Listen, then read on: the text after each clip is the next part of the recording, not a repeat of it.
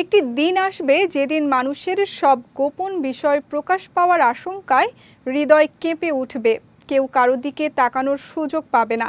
তবে সেই ভয়ঙ্কর দিনে কিছু মানুষের দোষ আল্লাহ নিজেই গোপন রাখবেন, আর তার কারণ লুকিয়ে আছে দুনিয়ার একটি ছোট কিন্তু গভীর আমলে। বিস্তারিত ডেস্ক রিপোর্টে। নিশ্চয়ই পরকাল চিরসত্য।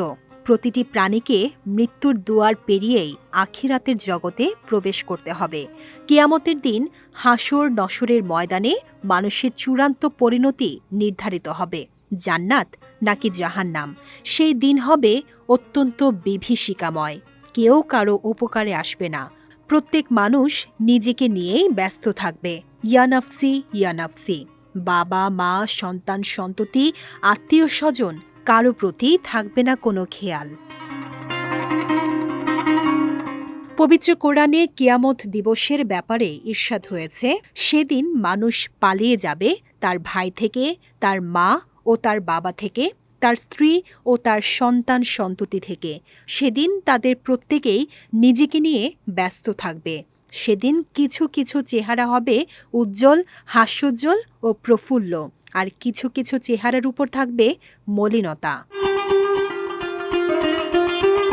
সেদিন মানুষের আমলই হবে তার চিরস্থায়ী ঠিকানা নির্ধারণের একমাত্র মানদণ্ড।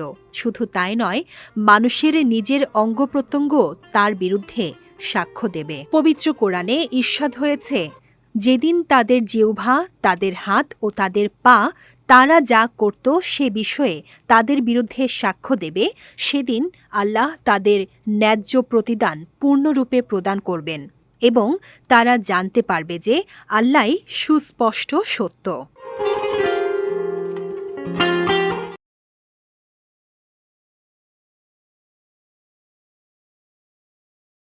এমন ভীতিকর দিনের জন্য বান্দাকে প্রস্তুত করতেই রাসূলুল্লাহ সাল্লাল্লাহু আলাইহি ওয়াসাল্লাম তার উম্মতকে বিভিন্ন সময় দিক নির্দেশনা দিয়েছেন। কোন আমলে আল্লাহ সন্তুষ্ট হন এবং কিভাবে দুনিয়া ও আখিরাতে সফলতা অর্জন করা যায়। এর মধ্যে একটি সহজ কিন্তু অত্যন্ত তাৎপর্যপূর্ণ আমলের কথা এসেছে হাদিসে, যার মাধ্যমে কিয়ামতের দিন বান্দার দোষ ত্রুটি গোপন রাখা হবে।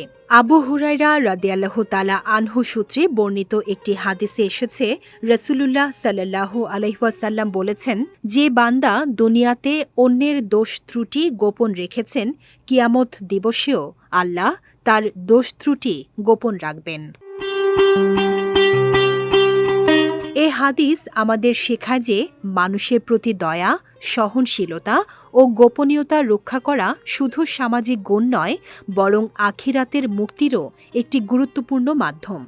অন্যের দোষ প্রকাশ না করে সংশোধনের সুযোগ করে দেয়াই হতে পারে কিয়ামতের কঠিন দিনে আল্লাহর বিশেষ রহমত লাভের কারণ।